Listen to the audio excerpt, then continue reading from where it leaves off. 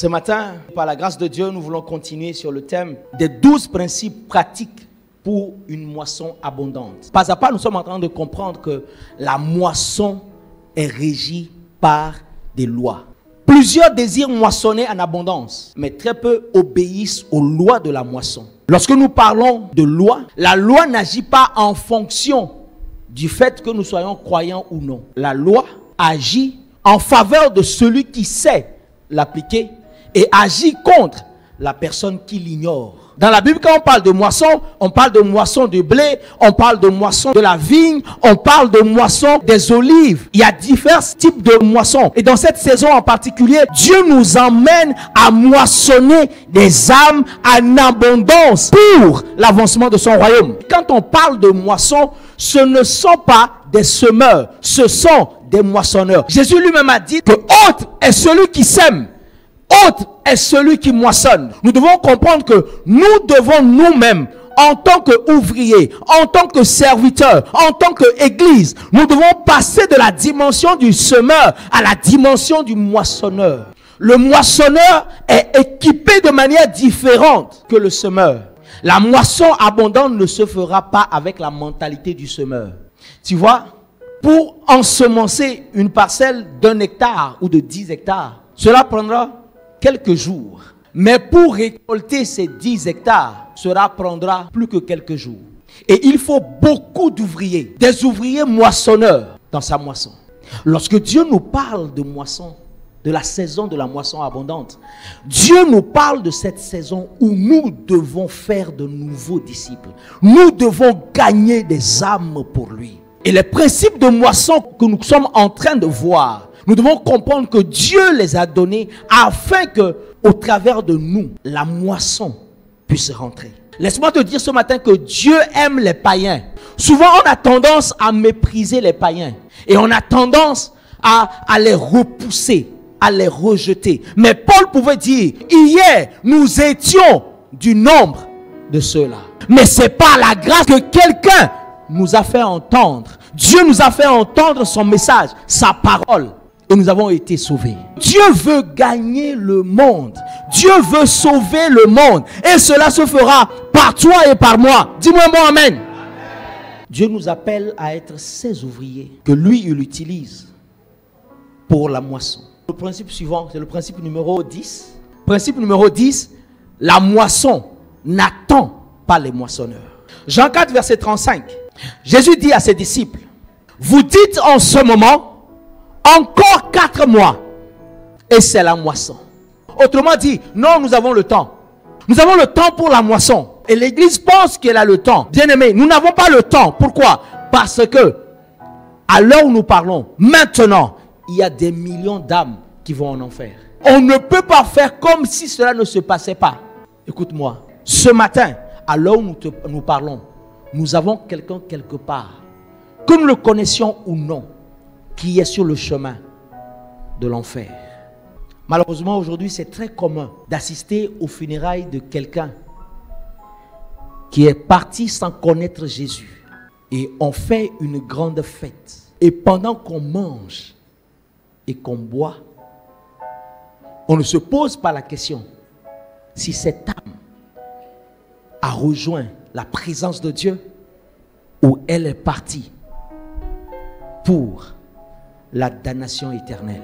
Bien-aimés, nous qui avons des parents en vie, des frères et sœurs qui ne connaissent pas le Seigneur, nous qui avons des tantes, des oncles, des cousins, des cousines, même si nous ignorons cette réalité, ces personnes ont emprunté le chemin de la destruction éternelle. Alors arrêtons de faire semblant. Bien-aimés, nous ne voulons pas forcément voir cette réalité en face. Mais il y a des parents que nous ne verrons pas au ciel. Parce qu'ils n'y seront pas.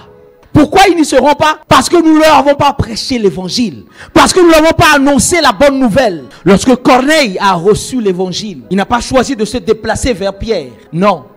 Il a demandé à ce que l'évangile, que le prédicateur vienne chez lui à la maison, afin que lui et toute sa maison puissent recevoir le Seigneur. Le monde a besoin des fils de Dieu. Le monde a besoin des filles de Dieu. Le monde a besoin des ouvriers moissonneurs. Une fois, j'étais sur Internet, sur la page du directeur général de Congo Télécom, l'apôtre Yves Castanou. Et il avait fait une publication. Et quand il a fait cette publication sur Congo Télécom, j'étais dans les commentaires, je lisais les commentaires.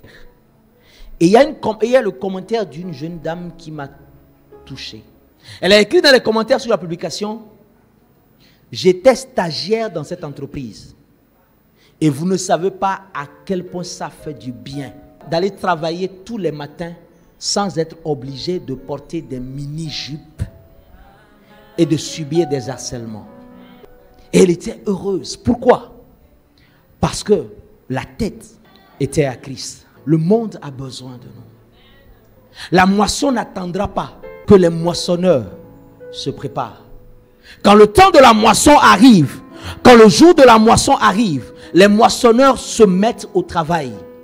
Avez-vous déjà observé un fermier travailler pendant le temps de la moisson?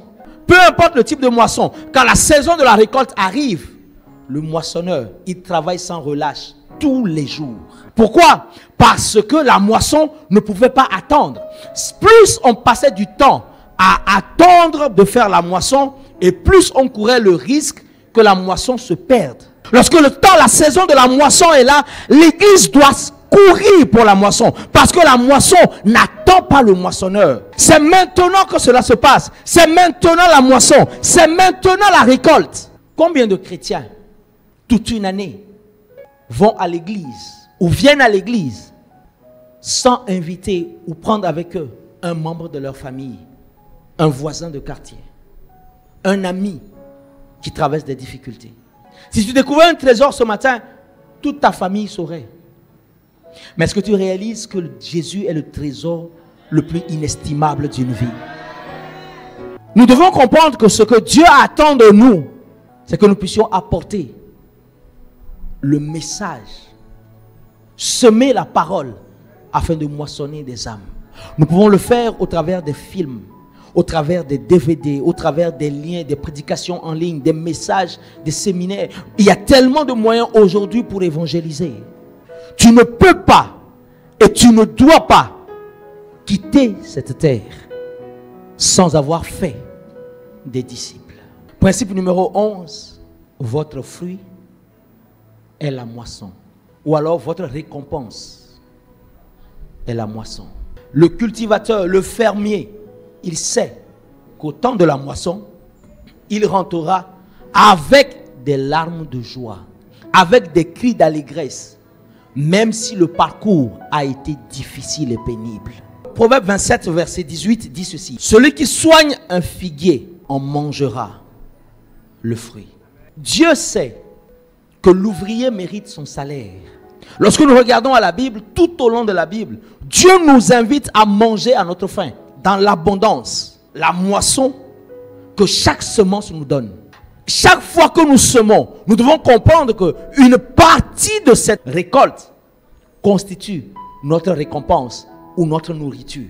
Lorsque nous travaillons, lorsque nous semons, nous attendons à ce que le fruit qui en sortira nous servira de récompense. Il est tout à fait normal que tu profites de ta part de récolte. Malheureusement, dans l'église, il y a cette mentalité ou cette manière de croire que le fait de moissonner en abondance pose un problème à Dieu. Écoute-moi bien ce matin. Dieu est un Dieu d'abondance. Réalises-tu que ce manuel, ce livre, la Bible, est un livre d'abondance? Toutes les personnes qui ont mis en pratique ce livre ont vécu une abondance sans pareil. Matthieu 10, verset 10.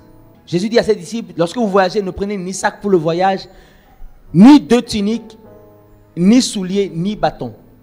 Pourquoi Jésus dit cela? Il dit: car l'ouvrier mérite sa nourriture.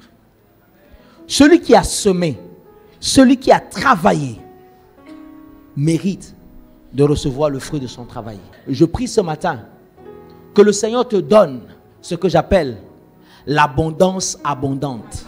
Que tout ce que tu feras pour lui, pour sa cause, que tu obtiennes une abondance qui étonne et qui indispose les personnes autour de toi.